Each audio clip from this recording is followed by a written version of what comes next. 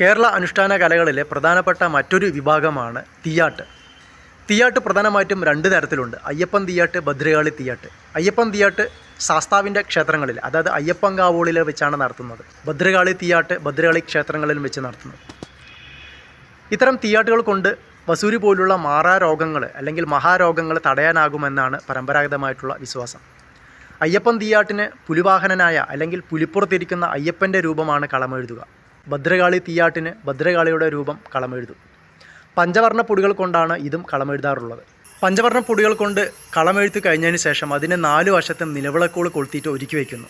എന്നിട്ട് ദേവിയെ അല്ലെങ്കിൽ ദേവനെ കളത്തിലേക്ക് ആവാഹിച്ച് കളംപാട്ടും ദീപാരാധനയും നടത്തുന്നു. കാളിയുടെ വേഷം കെട്ടിയ തീയാട്ടുണ്ണി കളം വായിച്ച് മുടിയേറ്റി, അതായത് കിരീടം ചൂടിയിട്ട് ധാരികവധം നടന്നതായിട്ട് കൈമുദ്രകൾ കൊണ്ട് ശിവനെ അറിയിക്കുന്നതാണ് രംഗം. കാളി ചൈതന്യം ആവേശിച്ച തീയാട്ടുണ്ണി ഭക്തജനങ്ങൾക്ക് അരുളപ്പാടായിട്ട് ചില നിർദ്ദേശങ്ങളും അനുഗ്രഹവും ഒക്കെ കൊടുക്കുന്നു. അതിനുശേഷം തേങ്ങയുടച്ച് പന്തം കൊളുത്തി ബലിയൂഴ്ചകൾ നടത്തുന്നതോടുകൂടിയിട്ട് തീയാട്ടു ചടങ്ങുകൾക്ക് സമാപനമായി.